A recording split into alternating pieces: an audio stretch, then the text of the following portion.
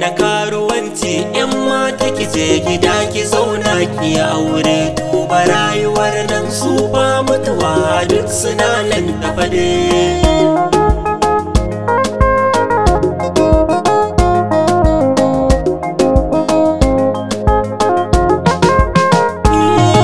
Ki daina karuwanci yan mata ki je gida ki zauna, ki duba rayuwar nan su ba mutuwa suna gudana. Ki mori lokacin ki tun kan ranar da za su nuna. Ki daina karuwanci aure hanyar zuwa aljanna.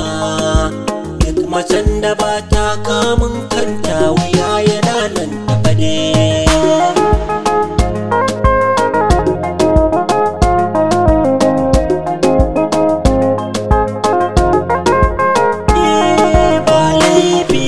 Shi arne in yayi fasikanci, amma abin da ciwo musulma ta dinga karuwanci, kuma hankalin ta kwance ko ɗarɗar ba ta yi a zuci.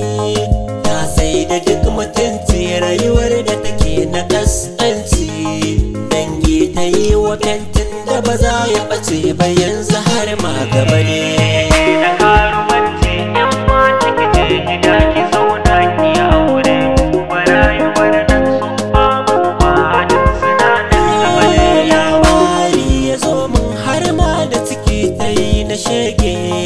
Ta so ta kai ni nima ta baro Allah ya taimake ni, ashe wahainiya ce kullum sai ta canza launi. Har gida gare ta ka ji karya marahin tunani, amma hakan take cewa ko mutuwa ta zo wai ba matsala dai. Kina tabo ba a ruwa ba, kina tabo ba a ruwa ba. So za ta yi toko kun ji 'yar asara, na rijiya ke zan na waje yau ga batan basira. Gudunmuwar mai zaki bayar banda ma tijara, wai mareniya ce ta ja wa iyaye bala'i. Suna can a ƙasa ita ko yawo take tana sheƙi a yade.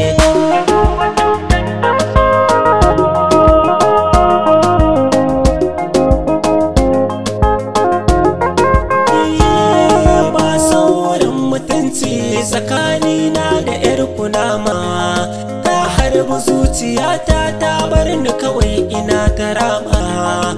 Abokanai da dangina sun nuna karan sadama, akan sinanniyar tannara ne yanzu nai nadama.